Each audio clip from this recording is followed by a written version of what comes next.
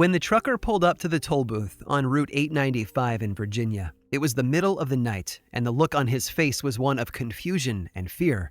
The toll booth attendant listened to the man's story and then sent him on his way. The state highway is referred to as Pocahontas Parkway, so maybe the man's story was just a play on the name's motif. But when the highway department received more than a few phone calls that night from distressed motorists, each telling essentially the same story, the authorities began to take notice. What the truck drivers saw, what all of them claimed to have seen, was a small group of Native Americans standing in the grass between the east and westbound lanes of traffic near Mill Road. The trucker described them as standing motionless in the grass, each holding a burning torch.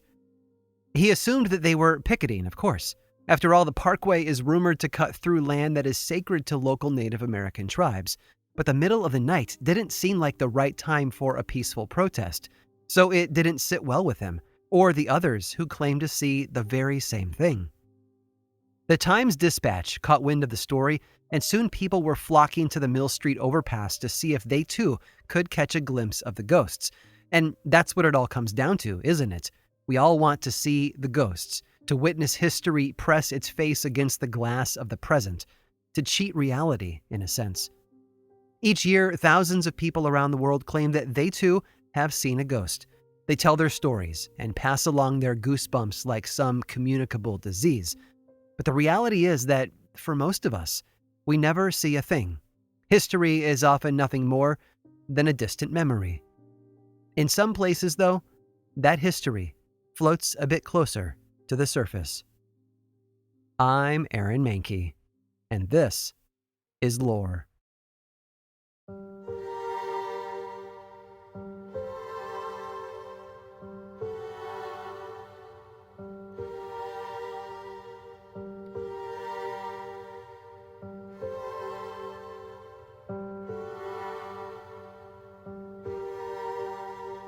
When the English arrived in what is now Virginia way back in 1607, they found the land heavily populated by the original inhabitants of the region.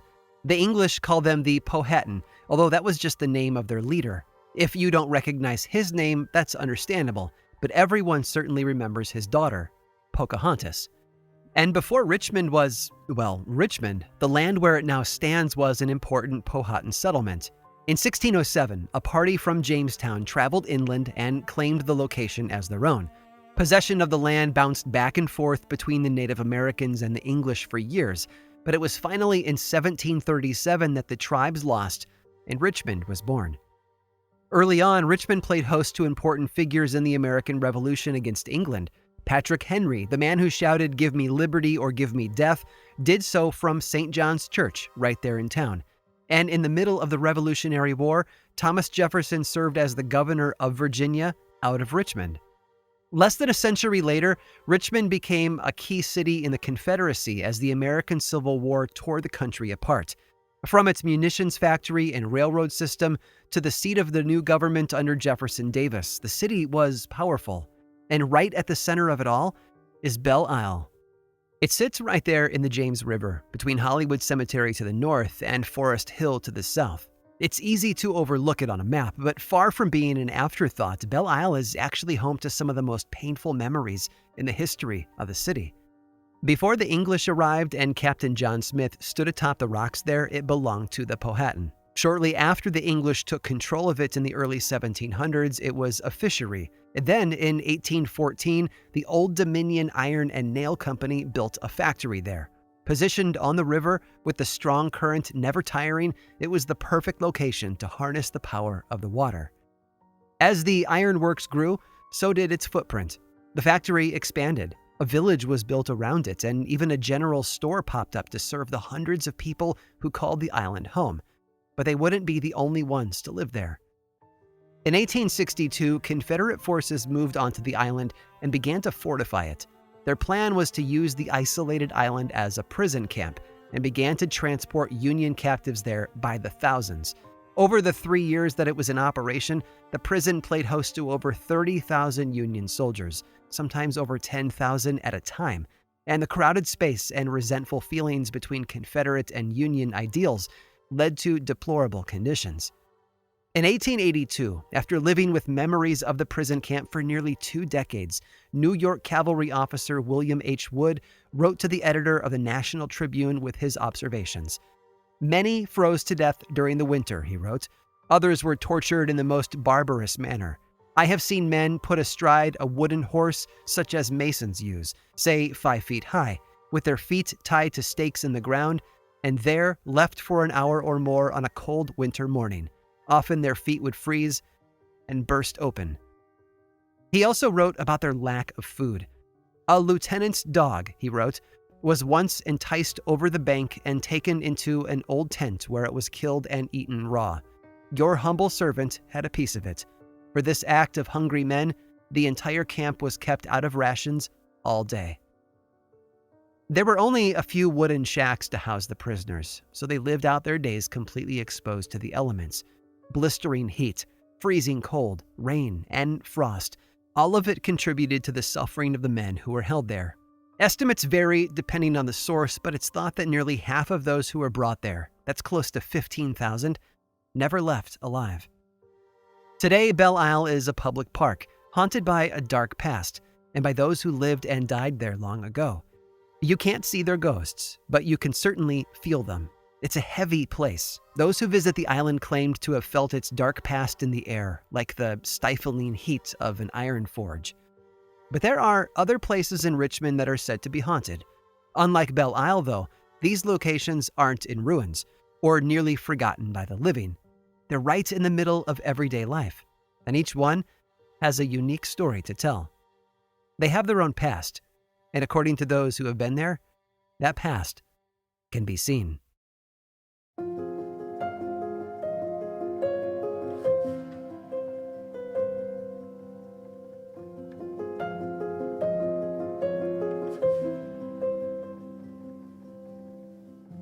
Technically, Wrexham Hall is in Chesterfield County, just south of Richmond. But when you speak to people about the city's deeply haunting past, it's always brought up as a perfect example of local lore.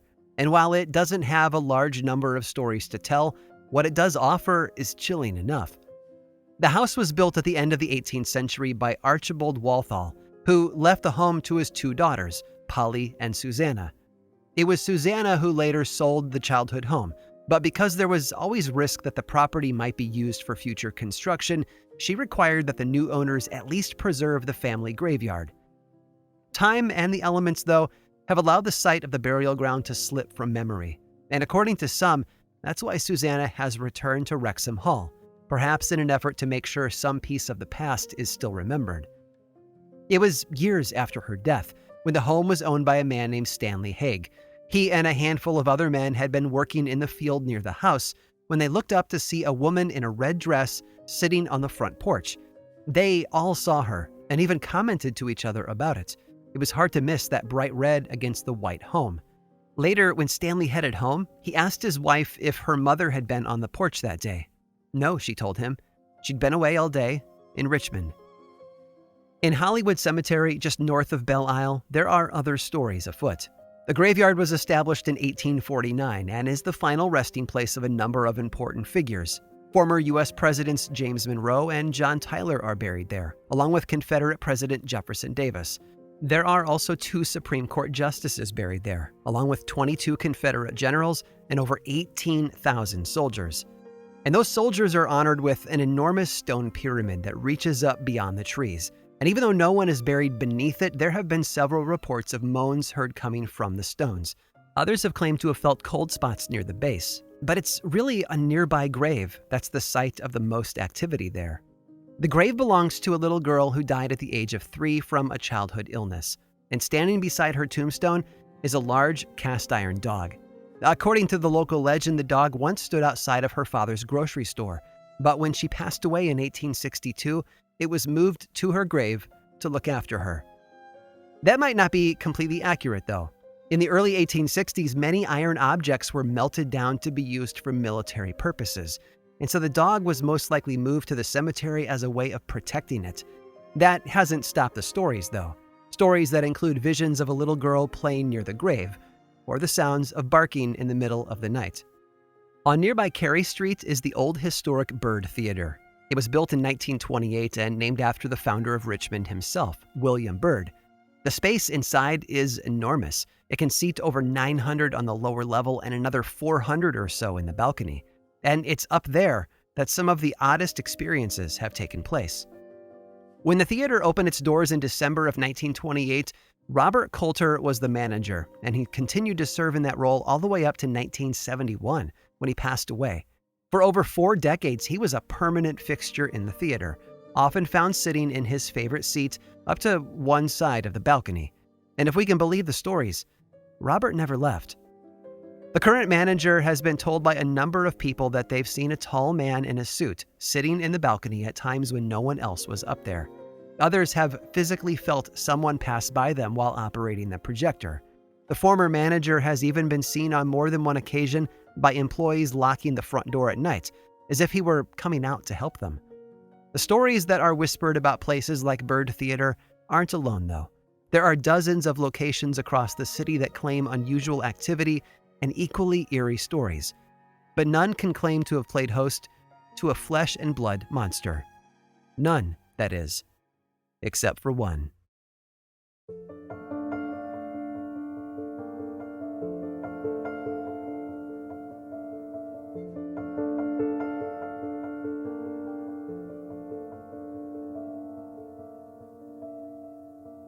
In 1875, the Chesapeake and Ohio Railway Company was looking to connect some track in Richmond to another spur 75 miles to the south. Newport News was down that way, and that meant ocean and shipping. It was a gamble to make their railroad more profitable in the wake of the Industrial Revolution and its increasing demand for things like coal, something mined in Western Virginia. Part of the new railway line would cut through Richmond near Jefferson Park, and it was decided that a tunnel would be constructed for the track to pass through. Trains would enter on 18th Street and then exit 4,000 feet later on the eastern end near 31st Street. It was one of those ideas that sounded perfect on paper. Reality, though, had a few complications to throw at them. Richmond sits on a geological foundation of clay, as opposed to the bedrock found in other parts of the state. It's the kind of soil that changes consistency depending on the season and the weather. Rainy months lead to more groundwater, and that swells the clay. Dry months would cause the opposite. As you can imagine, it's difficult to build on ground that constantly changes density. Even during construction, there were a number of cave-ins. Between the project's inception in 1875 and its completion 6 years later, at least 10 men died while working in that tunnel. Even after it was open, water had a tendency to seep in and cause problems, something that went on for decades. Around 1901, though, alternate routes were created, and the Churchill Tunnel was used less and less.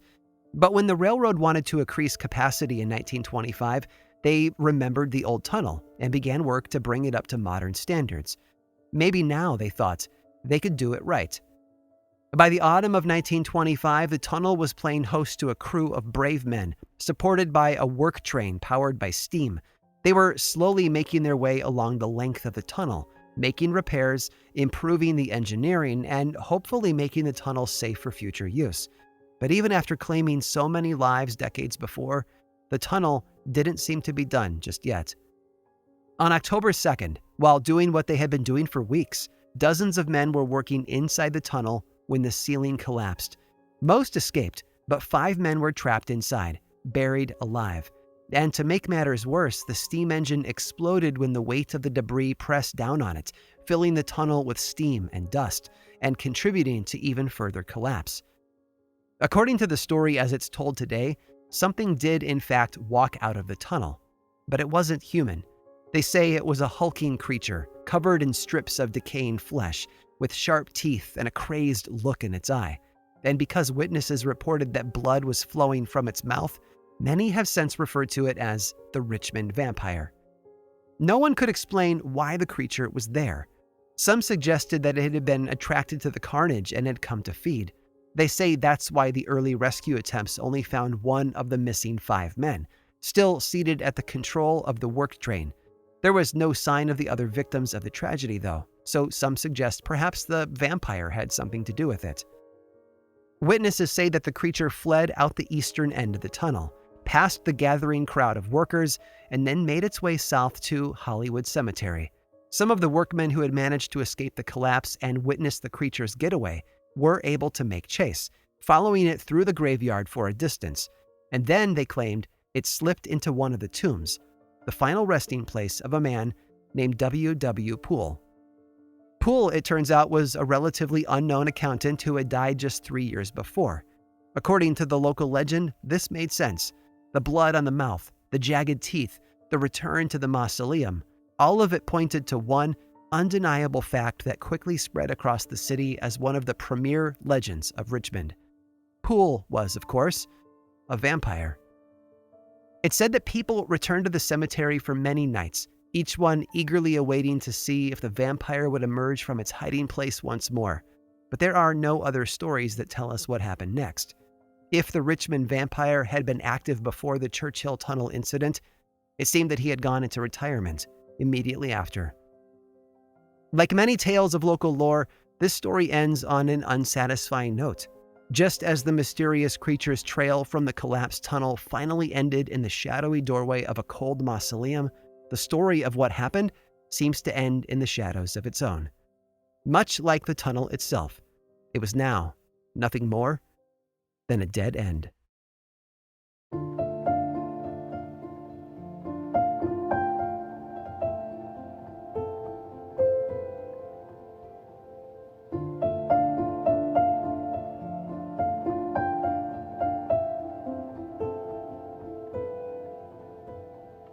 A funny thing happens somewhere between real-life events in the past and the stories we tell each other around the campfire or dining room table.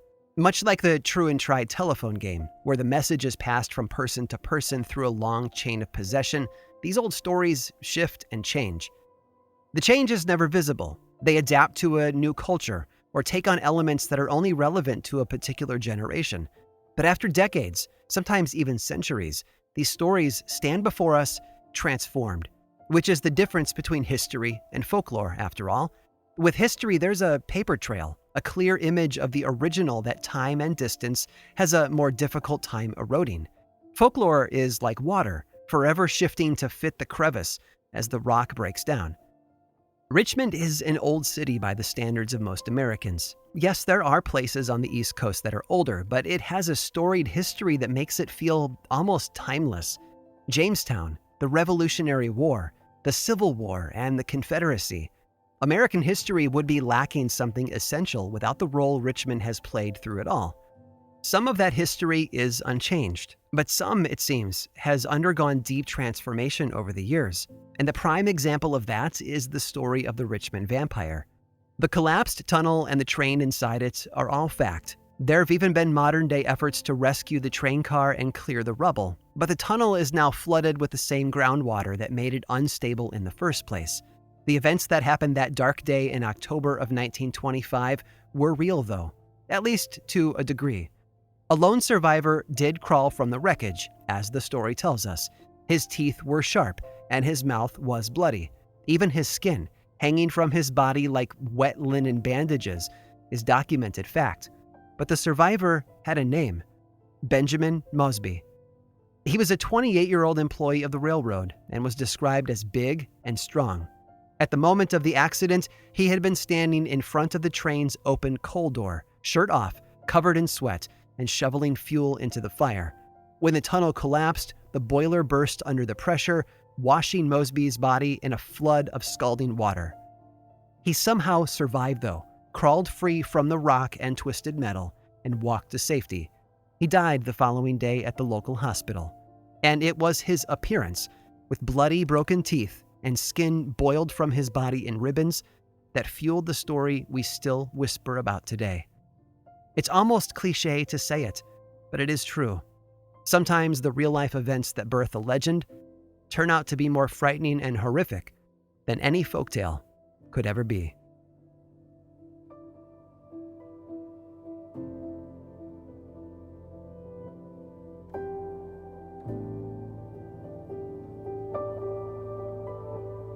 In a city as old as Richmond, it should be no surprise that there's a deep well of frightening events and chilling rumors. As you walked those streets with me today, I hope the stories and revelations helped you find a new appreciation for it all. But we're not done just yet. I have one more tale from Richmond's past to share, and if you stick around through this brief sponsored break, I'll tell you all about it.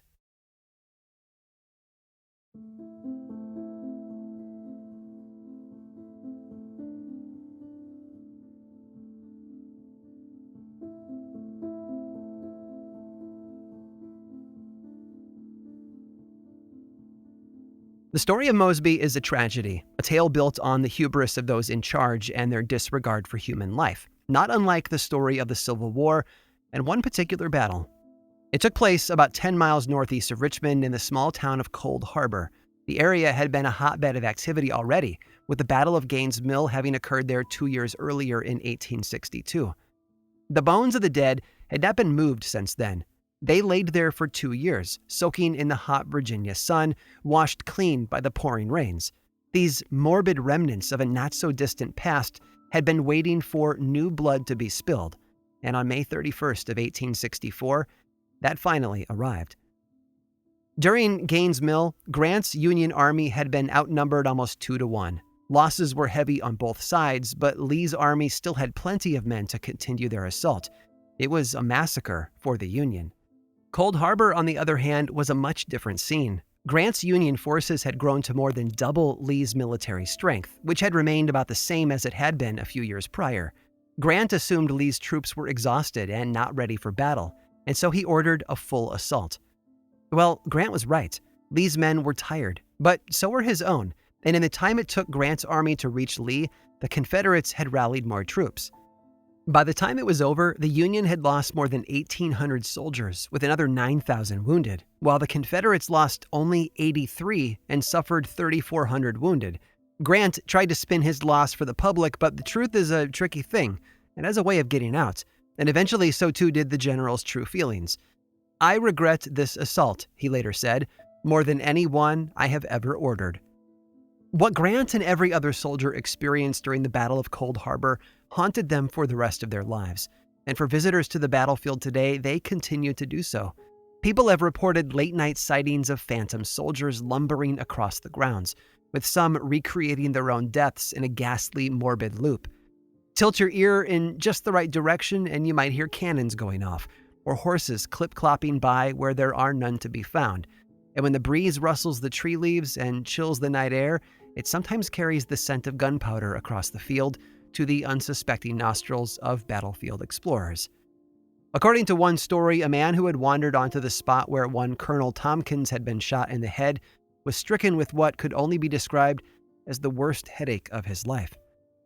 Over the years, paranormal experts and investigators have come to Cold Harbor to verify the stories for themselves. Beth Brown visited the battlefield with a police escort, Officer Barry Krieg, along with a cadre of ghost hunters. Their evening was interrupted by a thick fog that would envelop them and then disappear without warning. And when they tried taking pictures of the scene, their skin crawled at the sensation of being watched. Of course, many of the men's remains were not properly interred, and so it's understandable that there may be restless spirits to contend with. But what about Cold Harbor National Cemetery? Built in 1866, it's home to over 2,000 Union soldiers and at least 1,300 of whom are unknown, and it's just as haunted as the battlefield itself. There have been sightings of glowing orbs hovering over the gravestones, even in broad daylight.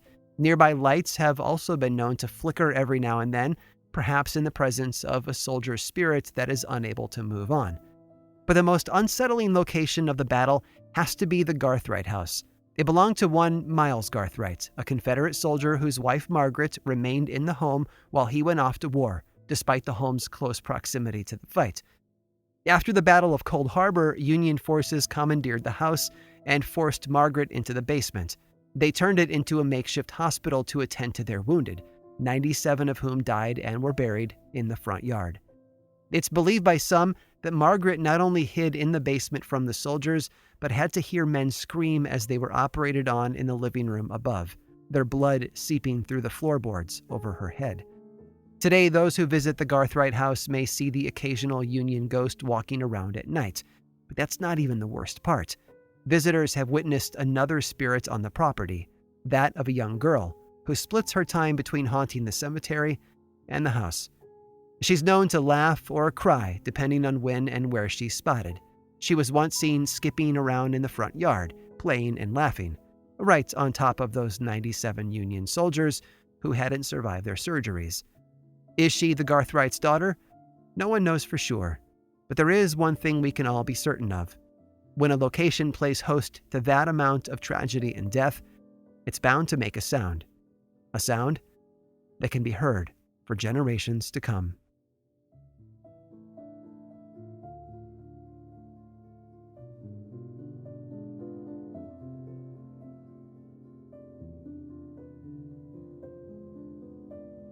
This episode of Lore was researched, written, and produced by me, Aaron Mankey, with additional help from Jenna Rose Nethercott and Harry Marks, and music by Chad Lawson. Lore is much more than just a podcast. There's the book series available in bookstores and online, and 2 seasons of the television show on Amazon Prime Video. Check them both out if you want more lore in your life. I also make and executive produce a whole bunch of other podcasts, all of which I think you'd enjoy. My production company, Grim and Mild, specializes in shows that sit at the intersection of the dark and the historical. You can learn more about all of our shows and everything else going on over in one central place, grimandmild.com. And you can also follow this show on Twitter, Facebook, and Instagram. Just search for Lore Podcast, all one word, and then click that follow button. And when you do, say hi.